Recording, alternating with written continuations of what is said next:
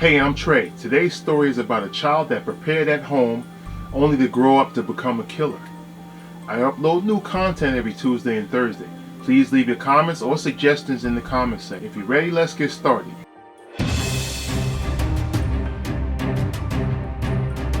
(1889) in the country of Bolivia, a child by the name of Romero Arteta was born.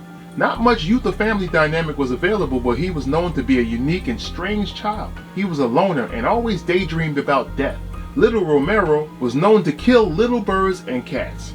Oh boy, Psychology 101, that's always a bad sign. This disturbed enough children in his age group to avoid him at the least, and at the worst case tease him. Romero had a brother whose name was Louis that he used to fight with regularly as a child.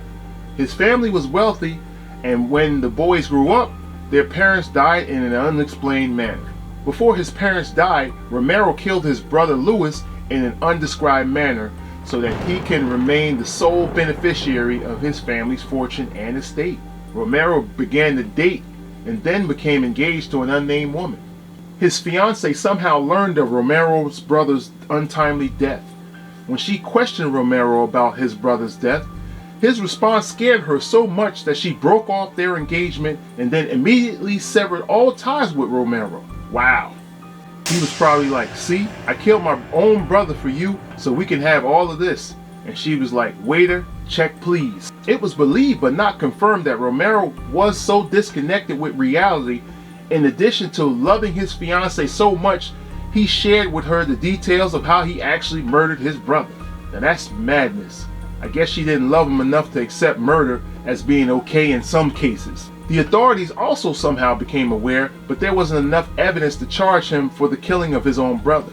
Devastated and angry by the breakup between him and his fiancée, he chose to immigrate to the United States.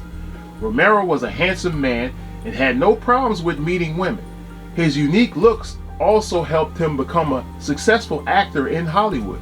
He didn't become wealthy with acting, but he was able to sustain a comfortable lifestyle. Obviously, Romero continued to date women, but they all resembled his ex-fiancée for some strange reason.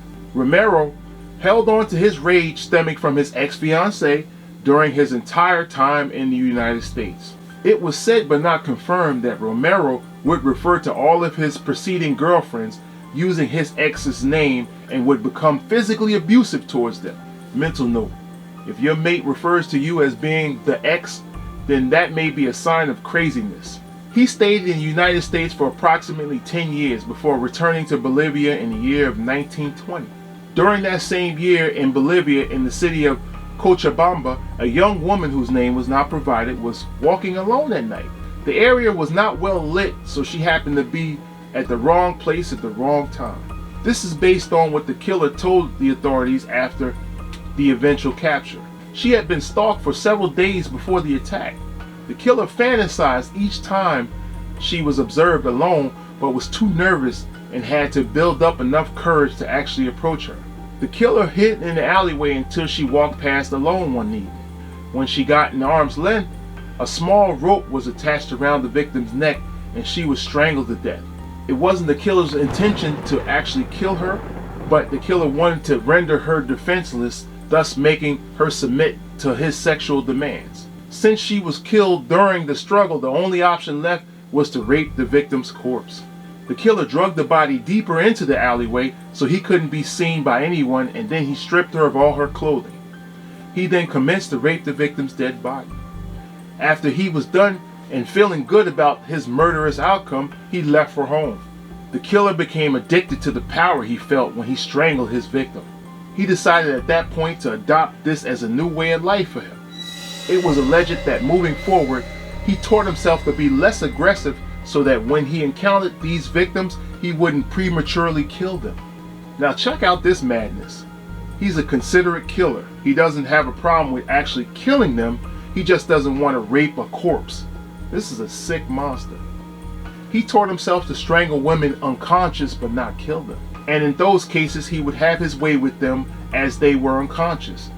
In some cases, he forced the women into submitting to him sexually while they were still conscious. In all cases, he would ultimately kill them when he was done pleasuring himself. The killer pretended to be a college professor at times, sometimes as a salesman, and on some occasions even as a monk, in order to lure the women into a secluded area before attacking. Over the span of several months, another woman would disappear off the streets and would be found the following day strangled and raped. In some situations, they were even sodomized. The killer would move his residence regularly to prevent being apprehended by the authorities. Over the course of several years, a total of 8 women had been killed in the same manner by the same murderer. In 1939, a woman that was alone walking down the street in the evening had been attacked by an unknown man. The attacker snuck up behind the woman and attempted to strangle her after luring her into an alleyway. The woman was able to break free due to her attacker stumbling backwards and losing his grip of her.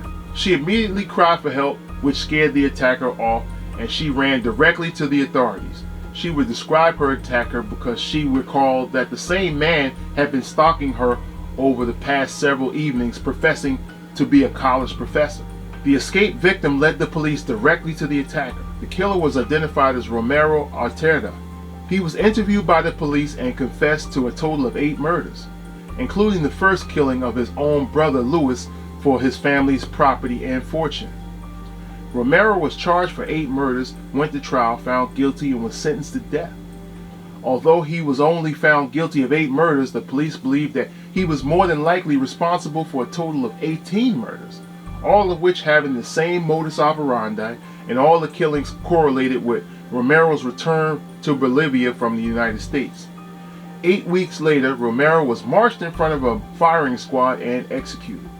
If you enjoy more stories such as these, click on the suggested videos above. I upload new content every Tuesday and Thursday. God bless and stay safe.